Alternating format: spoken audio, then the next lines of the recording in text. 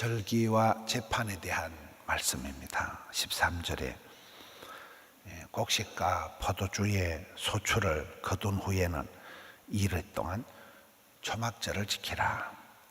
14절에 이 초막절을 지킬 때는 온 백성과 함께 즐겁게 초막절을 지키라.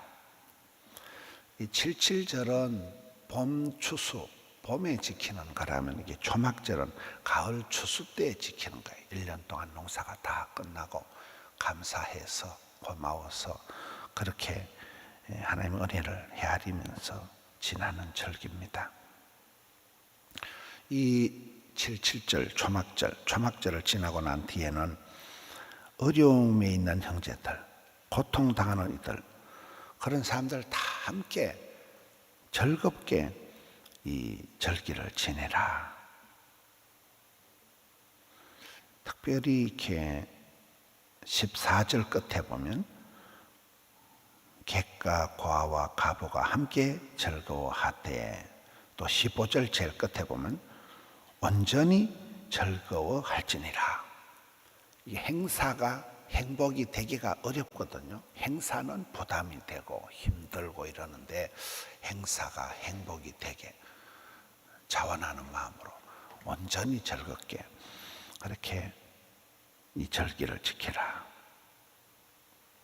16절에 너희의 가운데 모든 남자는 1년에 3번 무교절, 77절, 초막절에 하나님이 택하신 곳으로 올라와서 제사를 드리라.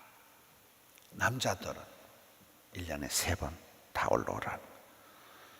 구약시대에는 이렇게 여자들은 카운트 대상이 아니고 남자들만 하는 거잖아요.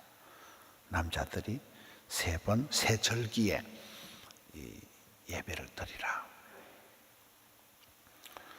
이번에 6월 6일 날 그날이 휴일이더라고요. 6월 6일 날이 휴일인데 온 가족 금식 기도회를 한다 이렇게 해놨는데, 남자들이 아버지 금식 기도회거든요. 파파 금식 기도회인데 참 남자들은 잘 안 모여요. 보면 여전도회 뭐를 하면 잘 되는데, 여전도회 권사회는 잘 움직이는데 남전도회나 장립집 사회는 당체 잘 안 모이는데, 그래서 온 가족 그날 한번 모이자. 6월 6일이니까 구국 기도회고 6월 6일 날 온 가족이 한번 모이자. 그래서 우리 30, 40 세대들도 신혼부부, 젊은 부부들도 그날 교회 다 와서 기도회하고 원동에 그 캠프장으로 가고, 중고등 학생들도 지금 보니까 교사들하고 한 300명이 그날 교회 와서 하고, 또 맛있는 거 먹으러 가고, 반별로 선생님들하고 이렇게 MT하고, 청년들도 그날 교회 와서 기도회를 하고, 2부 순서를 이렇게 다 잡아놓은 거예요. 금식 기도회인데 보니까 전부 정신 먹는 순서를 열심히 잡아놓은 거예요. 어떻게든 기도하는데 한번 모이자. 온 세대가, 온 가족이 다 모이자 그러고 있습니다. 새 절기에 모든 남자가 하나님이 택하신 곳으로 올라가라. 근데 오늘 말씀 그 16절 끝에 보면 빈손으로 여호와께 배웁지 말고, 또 17절의 끝에 보면 그 힘대로 드릴지니라. 이게 이제 구약의 제사의 2가지 원칙입니다. 빈손 들고 나오지 말고 반드시 이 제물을, 희생 제물을 가지고 와야 된다. 2번째는 형편대로 드리는. 왕은, 임금님은 송아지를 1000마리를 드려도 가난한 사람은 작은 것을 그렇게 드릴 수 있도록 하나님께서 경제적인 형편대로 그렇게 예배를 드리라. 그러나 빈손 들고 나오지 마라. 제사의 원칙을 말씀을 하고 있습니다. 그리고 이제 18절부터는 재판에 대해서 말씀을 하십니다. 18절에 재판장들과 지도자들을 두어라. 지도자들을 세워서 공의로 재판을 해라. 그때나 지금이나 이 공평과 정의가 항상 시대마다 주제가 되는. 19절에 너는 재판을 굽게 하지 말고 사람을 외모로 보지 말고 뇌물을 받지 말고 의인의 말을 굽게 한다. 반듯하게 공의롭게 재판을 바르게 하라. 그리고는 21절에 보세요. 우상숭배에 대해서 너희 하나님 여호와를 위하여 쌓은 제단 곁에 어떤 나무로든지 아세라상을 세우지 말며. 우상을 금지하는데 저기 21절 말씀에 특이한 것이 하나님을 위하여 쌓은 제단 곁에 성전 안에 어떤 형태든지 우상을 세우지 마라. 지금 무슨 말일까요? 교회 안에서 우상 숭배를 하지 마라 이 말이거든요. 저 말은 우리가 이렇게 살아가다 보면 예배 중에도 자꾸 샤머니즘적인, 유교적인, 불교적인, 이단적인 게 이렇게 서물서물 들어온다는 거예요. 우리 교회가 신앙생활 할 때도 조심해야 되는 게 혼합주의예요. 혼합주의. 짬뽕이 되는 거예요.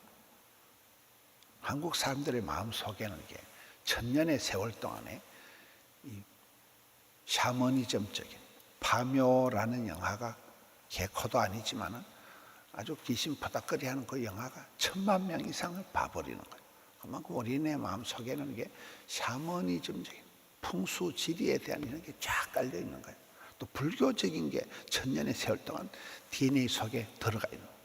유교적인 게 이시조선 500년 동안에 딱 들어가 있는 거예요. 대한민국은 500년 단위로 종교를 바꿔버린다 그런 말이 있더라고요. 그러니까 우리가 예배를 드릴 때 나도 모르는 사이에 이단적인 그런 우상숭배에 대한 것을 내가 짬뽕으로 예배를 드리기가 쉽기 때문에 여기에 예배 중에 우상적인 게 있는가 삼가 조심해라.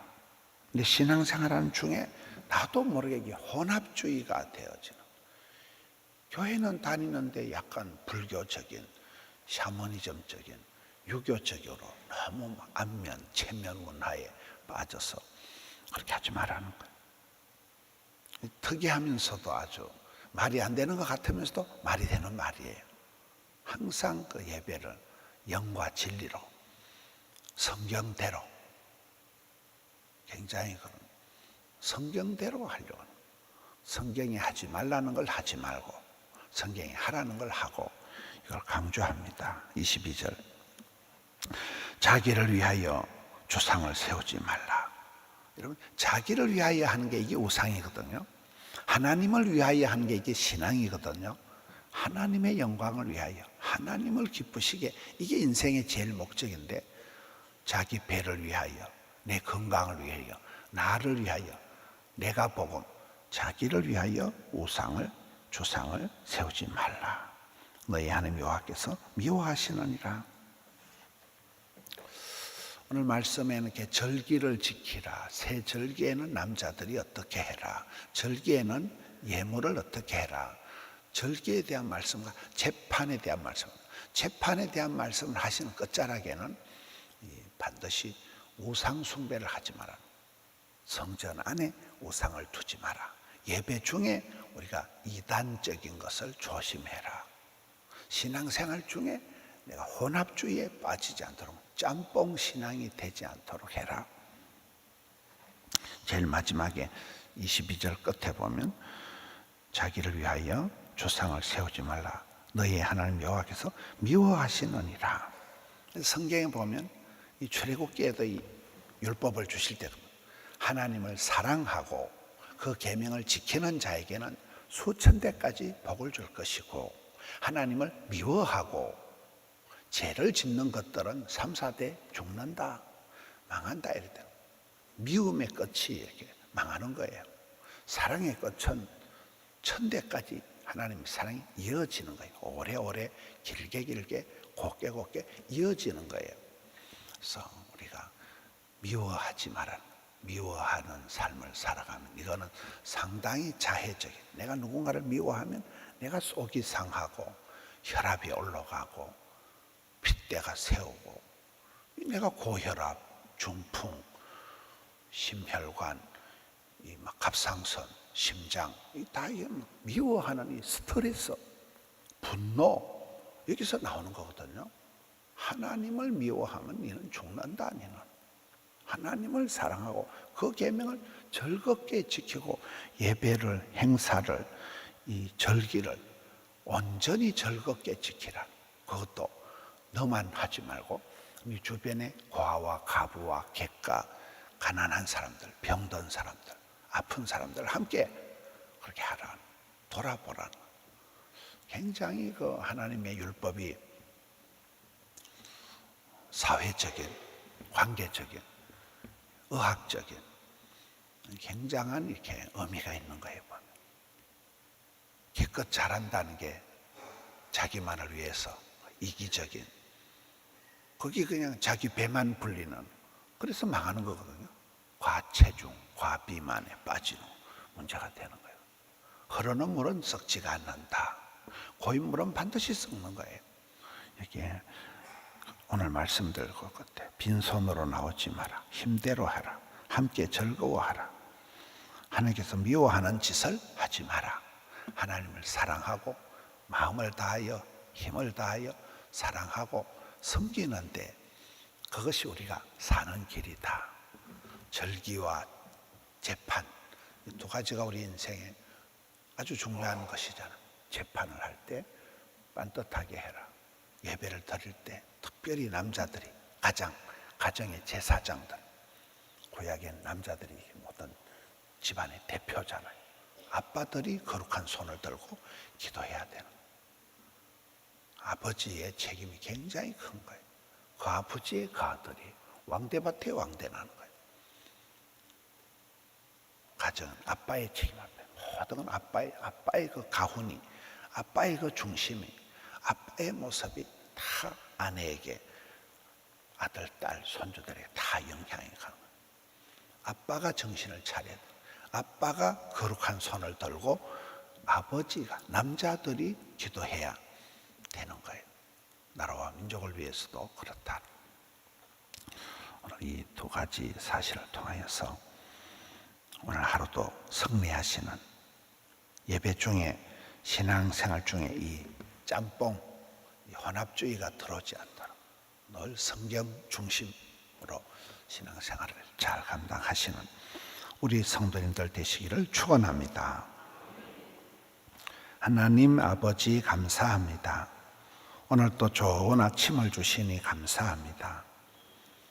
사랑하는 성도님들 일일이 형편을, 처지를 하감하여 주셔서 주여 주님 기뻐하시는 것으로 채워주시옵소서.